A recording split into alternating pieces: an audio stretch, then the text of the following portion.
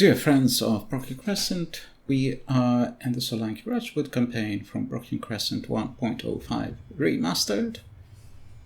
I unfortunately made a couple of movements that were not recorded. So this is our Maharaja. He attacked this army here under Captain Hikmat. But this army was where the Maharaja is, but the army retreated somehow through the besieged city, through this army. Don't know how they retreated. Somehow they parachuted themselves to a place away from us. That was bizarre. Hopefully there will be no more parachuting until the game ends. So we're just about at the end of our campaign. In theory we could attack here because our spies have opened the gates. In theory we could do that, and this guy cannot reinforce. So there's no reason why not to. Okay. And so we have this battle this game turn, and this one here, we have a spy inside, but he only had a 48% chance of opening the gates. Usually that's not good enough. And so he hasn't opened the gates. But next game turn he's going to get reinforcements, and that'll be the end of the campaign. So before I end the campaign, I was thinking that this faction was really made in a hurry when it was first made, and it didn't have a second look after until maybe we got the captain's kin redone by Byzantine Boy. And you may have seen some quotes regarding the Rajputs. I've added those quotes both in my Invita submod and in this submod that didn't exist before. So there were no real quotes about the Rajputs except one about Arjuna.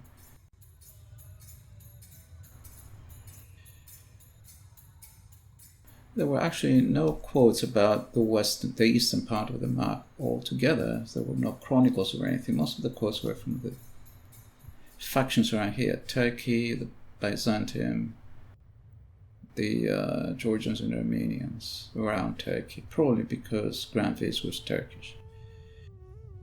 Now I have added quotes about this part of the map and the world from histories and chronicles.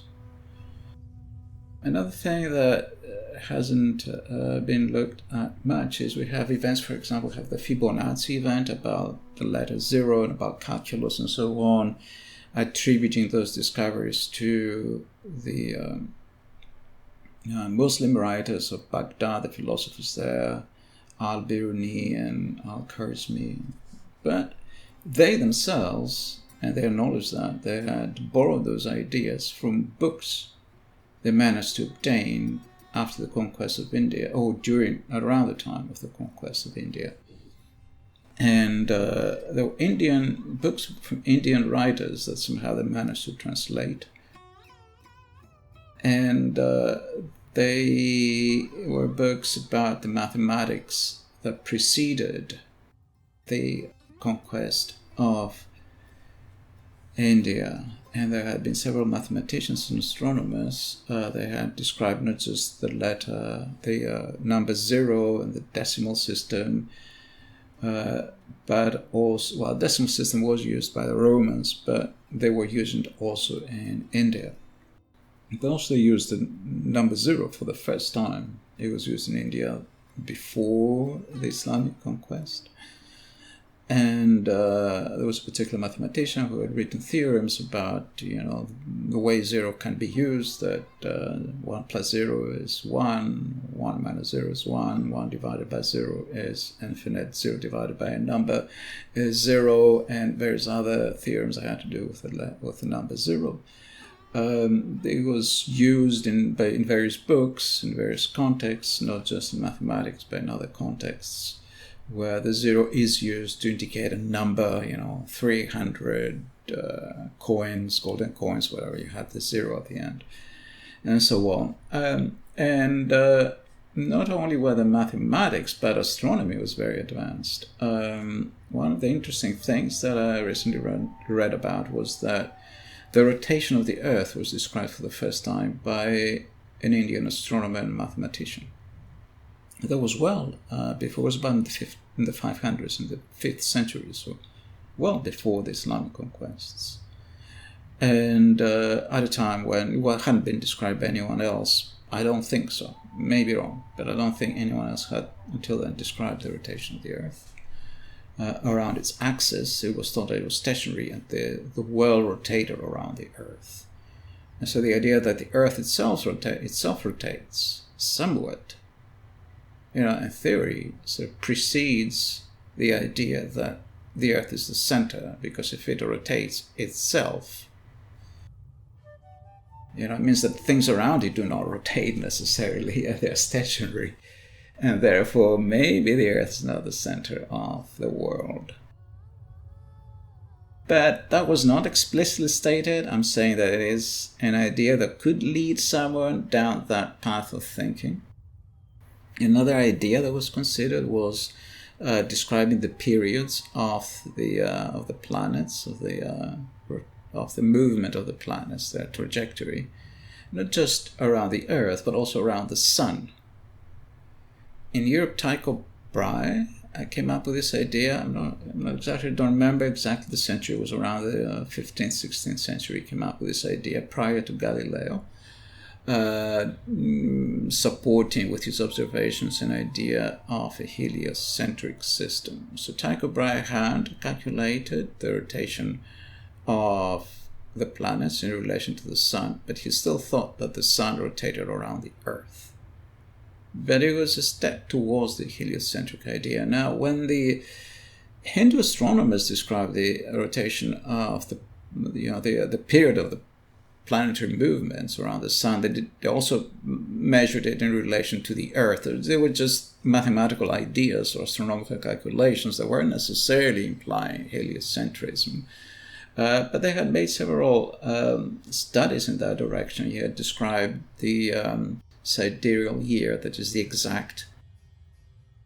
how many exact days, hours, and minutes does it take for the Earth to rotate around the Sun. We know it's not exactly 365, because every 4 years we add an extra day in February. And so it's not exactly that, but they had calculated it a couple of times. They had come very close to the calculations that we know today. So they were, as mathematicians and astronomers, they were very, very good. Now, one interesting thing is, very close to Anilvara, which was the capital of the Solanki Rajput kingdom, and a very beautiful city that unfortunately was razed by the Sultan of Gore. There was, or actually the Sultan of Delhi, who was a descendant of the Sultan of Gore. In any case, among the many wonders that were in and around Anilwara, there is one that has survived. There was that quaint stepwell that I mentioned before that had been completely buried underground, possibly because of silting, so that survived somehow to the present day. When did that happen? It's unclear, but it was built shortly before, about a century before the Muslim conquest. Whether on purpose it was buried just before the Muslims arrived by silting the area, it's unclear. I don't know what the theories are, how it was buried, and so it escaped destruction. There was another temple very close that was partly destroyed. It was a very interesting temple, but much of it survived. So there was a very large well with ceremonial steps. It was a ceremonial, it wasn't really a well, it was more like, I don't know what we would call it, a tank or a swimming pool. It was quite large in size. It wasn't a swimming pool, it was a bathing area. There were a lot of these bathing works and irrigation works around Aniwara. But it had associated with it a wonderful complex of buildings that were aligned to the sunrise at the summer solstice, like Stonehenge. And when the sun would rise, the beams would pass through the buildings. So the buildings were arranged so that there were like gates empty interior, so the sun rays will pass through it and go over this ceremonial bathing area and proceed to other buildings that were across the other side. And so it was an interesting thing would have been to watch that. And within that axis, there was a temple that partly survives, dedicated to the sun, to Surya. And within it, there was a statue of the sun. We don't know what that looked like. We don't have many examples of, I haven't seen an example of a statue dedicated to Surya, except there is a cosmic wheel dedicated to the sun. But I don't think it would have been a cosmic wheel because the Muslims would not have destroyed it. So it would have been a real temple with a figure with a head, I assume. And that's why, presumably, the Muslims destroyed it. The Ghurids. So that is missing. However, if one looks up underneath the dome of the temple, one is confronted with this amazing view of these concentric circles that very much reminds me of similar drawings in medieval manuscripts describing the Ptolemaic system with Earth at its center and the trajectories of the planets forming these concentric rings around it, except that here, in the middle, instead of having the Earth, we have something that looks very much like the sun emanating rays from it. Of course, this ceiling is a 3D ceiling. It's not a drawing. So if you look at it from an angle, what looks like a sun is actually hanging from the ceiling. It's not exactly, it just gives that impression if you've seen the drawings of the Ptolemaic system. Now, the Hindus were aware of those drawings of the Ptolemaic system. I don't know what to make out of this.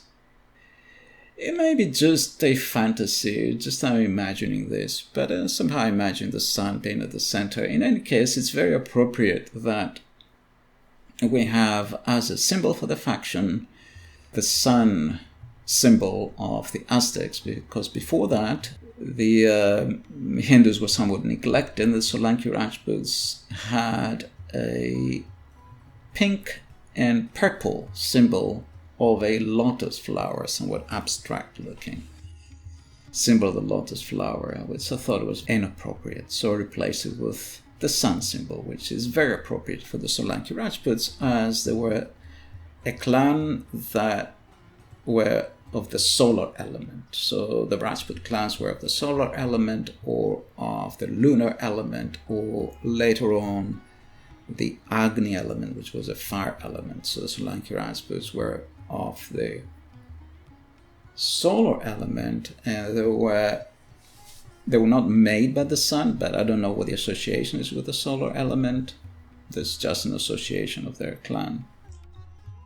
They were thought to have originated from the palms of, not of Shiva, of Brahma perhaps? I'm not sure. I think from the palms of Brahma, but one of the palms of one of their main gods, who was the creator of the world.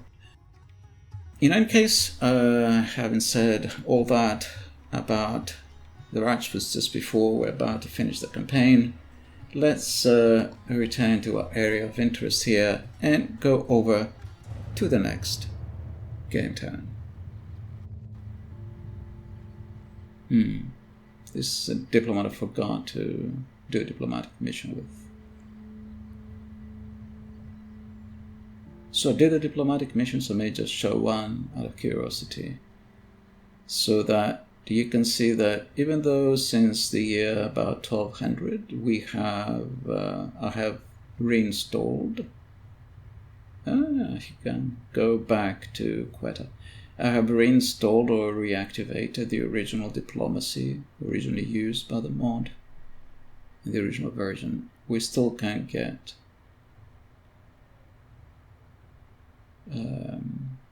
we can still get war subsidies. Unfortunately, our merchant there was acquisitioned.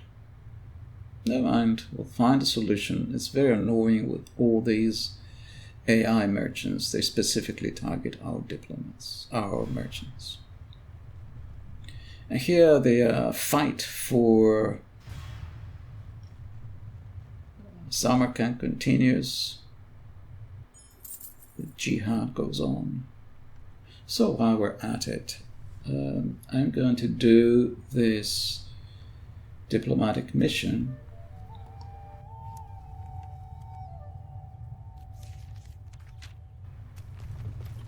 Okay, good relations. We recruited some units, a couple of buildings built, another life ends. We lost a diplomat. Oh, okay, we lost Dola Barrage.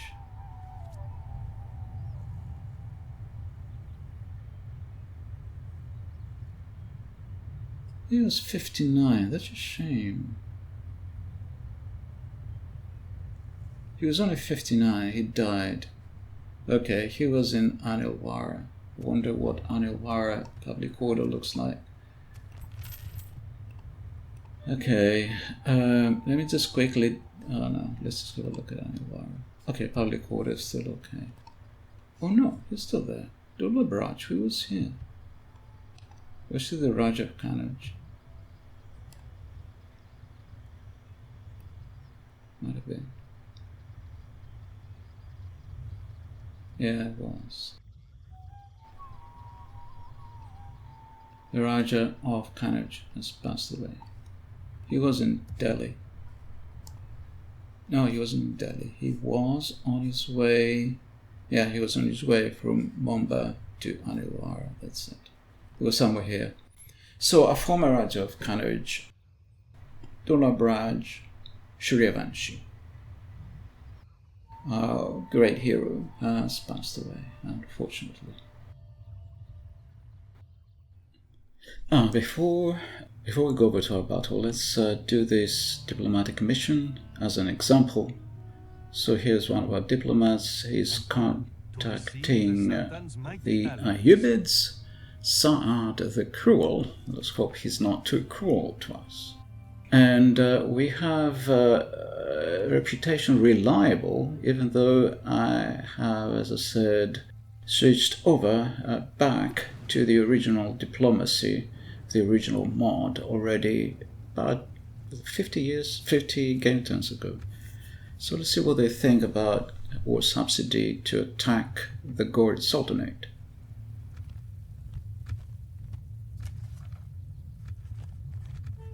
The honest nature in your question was expected. That's very nice, thank you. Thank you for your kindness. If Allah is willing, we will reach more agreements. Oh, that's very handy. We have another proposal to make. Something further for me to hear then? Yes, indeed.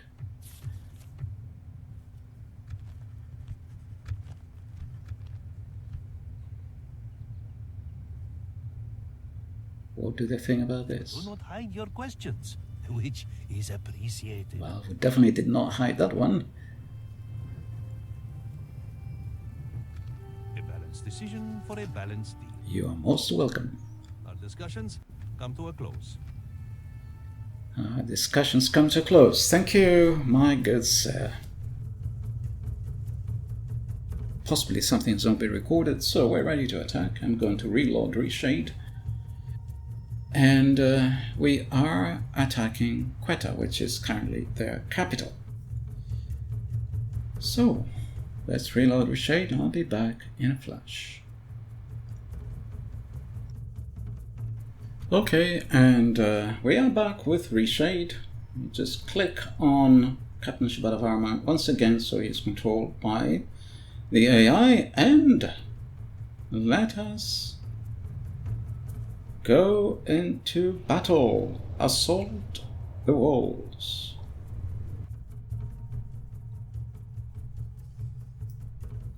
Assault the gates, since our spies will open them.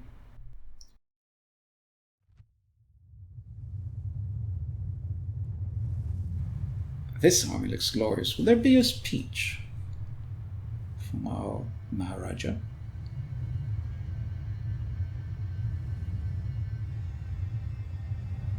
Hold fast! The man who disobeys is a fool, not a warrior. I will have no needless heroics here. I will have victory! Well said. You took the words from my mouth. That was a very appropriate speech. Okay, and the armies look glorious. Look at this Kshatriya cavalry lancers.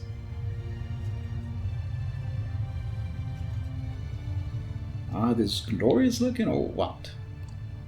Okay, so I'm going to deploy the army, and then we can start the battle. I don't want to waste your time showing you the deployment of the armies, but let's just have a very quick look at our elephants. Very glorious looking Rajput elephants. Okay, so I'm going to pause here and return once I have set up the units.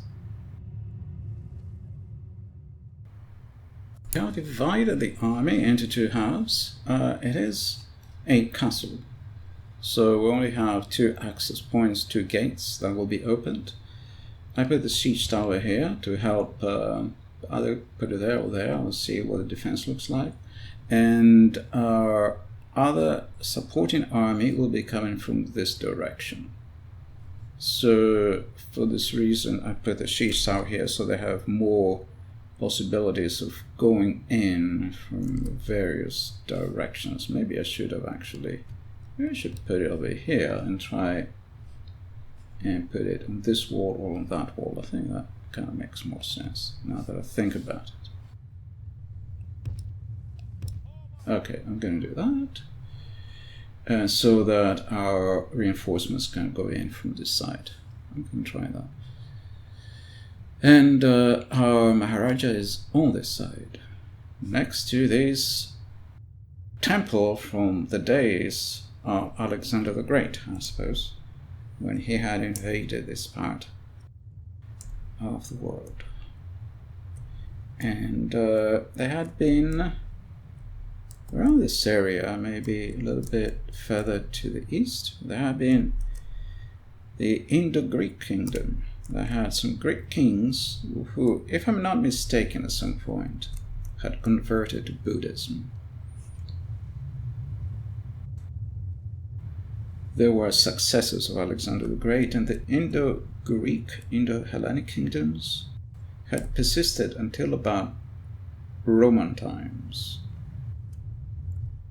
In some sense, they were the last parts of the Greek world to disappear because Greece itself had been conquered by the Romans at the time.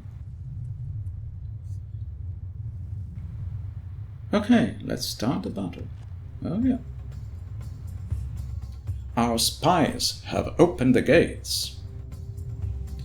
I have to make the announcements. So, all of them are on this side, which means we can go in on this side, which means we can put our siege tower over here. Why not? Or maybe over there. And we are winning this battle. Already? Soon our cowardly foe will flee like a whipped dog. Okay. Okay, then you guys retreat, because they are shooting you. Just for now, just go there. And you guys all go in, because that will force them to abandon the defense of that side of the walls. And even cavalry, why don't you go in? And elephants, why don't you go in? And our great leader, why don't you go in while you have the chance?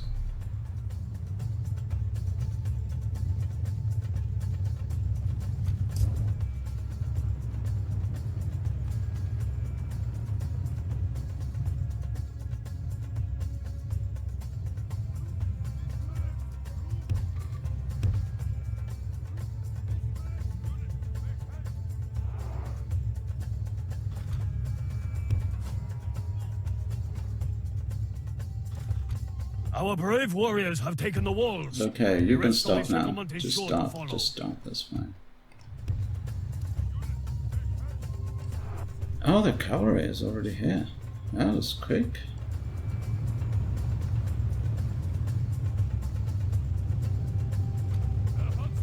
Elephants. Oh, this is a fortress. I forgot.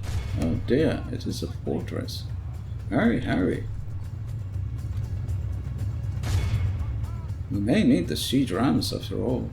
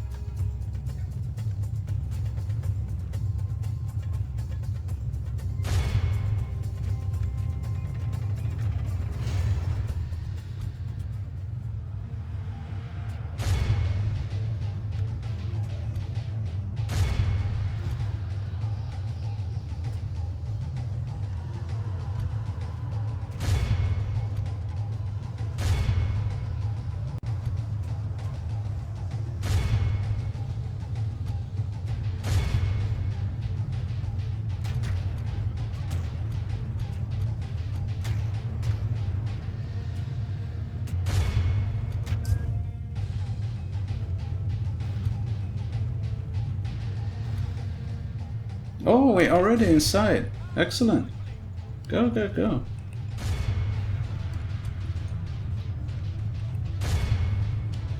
Well done. Well done, people.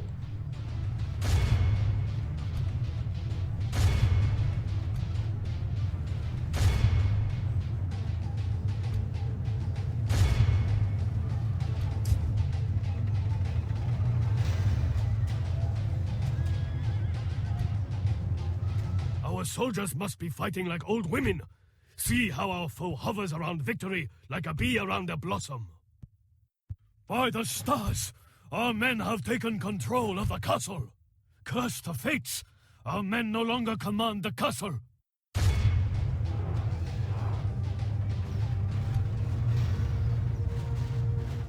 Our siege towers are at the walls.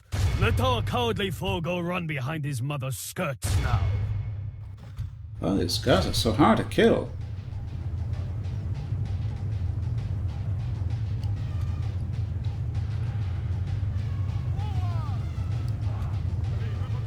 Okay, broken. Last.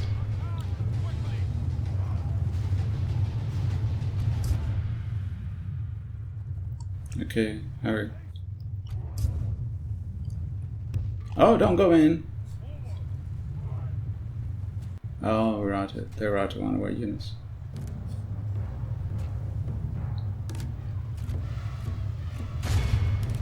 Oh, they're out of the elephants.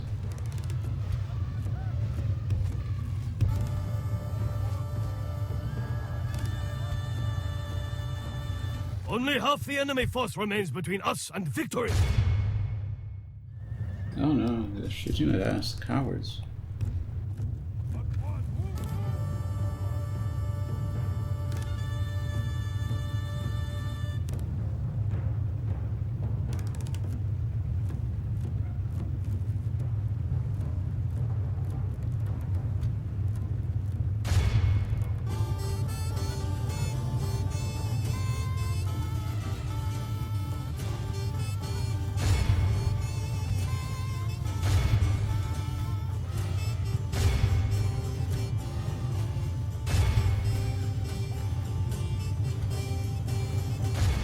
Oh yeah, they're all going in.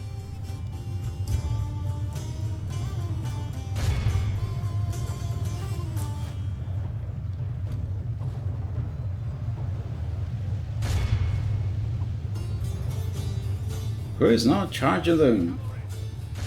Who is not charging them is doing the wrong thing. You have to charge them.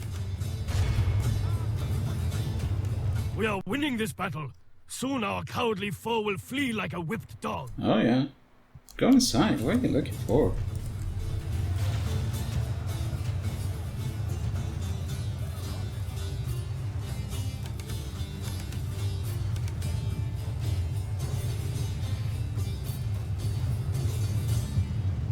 Let me just pause just for one reason. Let me just pause for a moment.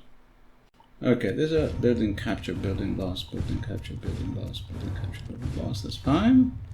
And what I want to do is do the sliding UI. Just delete those.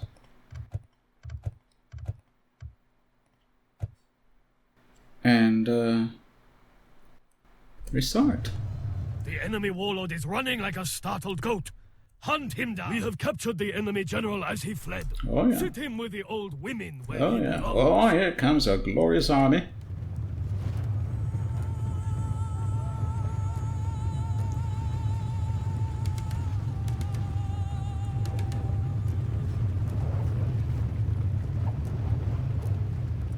Our men are under attack. Oh dear. We need to act. How did this happen?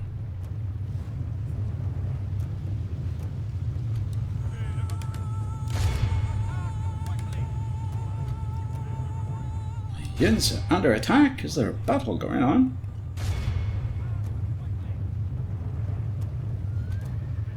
Okay, everybody go in. Don't hesitate. Your job is to fight.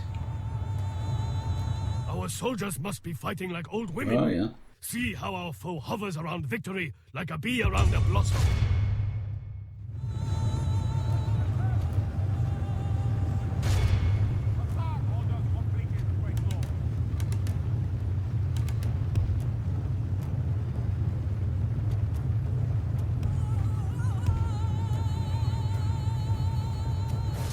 Captain Tulak has fallen. Okay.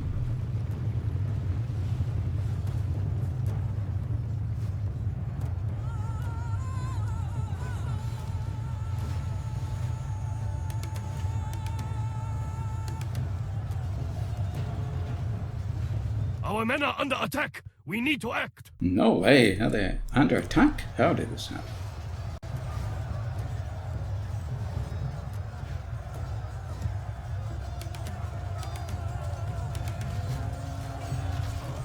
Oh yeah, that will teach him a lesson. It was their idea to come to plunder India.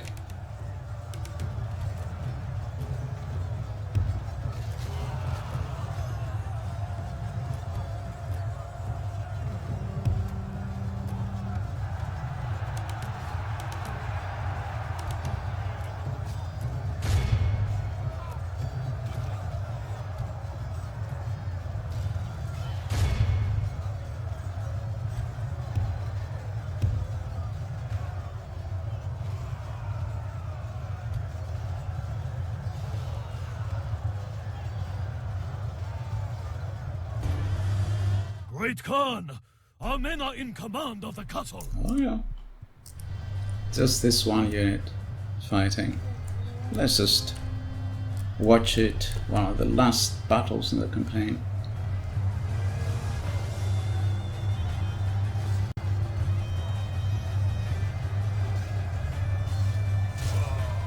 Our Kshatriya warriors.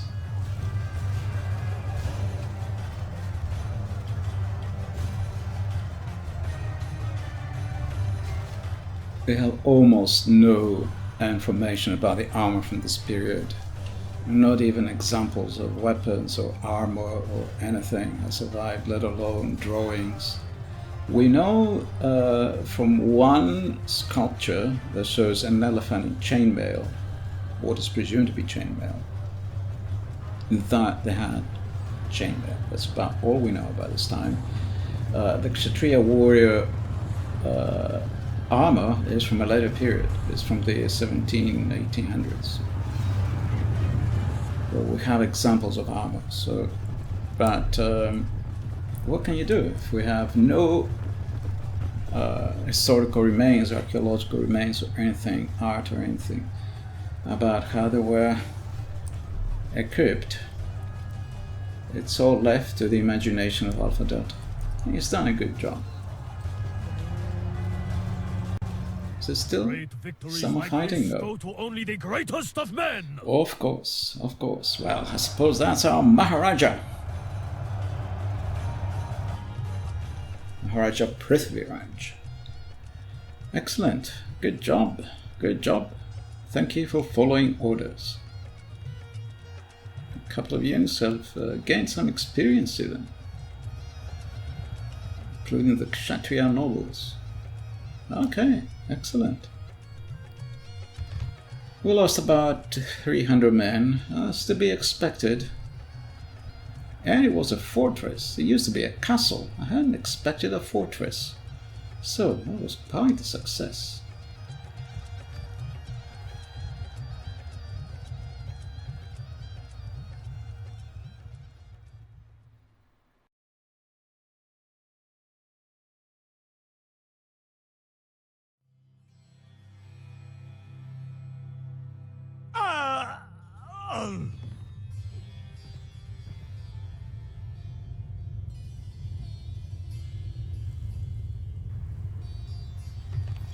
Okay, so I will occupy the settlement. So now what the Goris have left are a couple of disjointed armies here, and they are separated from each other with our encampments. I can bring more units to strengthen the encampments. And why can't we move this guy? Oh, some of the units can't be moved. Oh, it's because of the rebels. There's a rebel army next to us. Okay, something to potentially think for the next game turn, nothing too important. So I'm going to leave the episode here. Basically, we need to capture the other settlement, Bella, a bit to the south, and we have won the campaign. So 1 or 2 more episodes and we're done. So thank you again for being with me, and thank you for watching.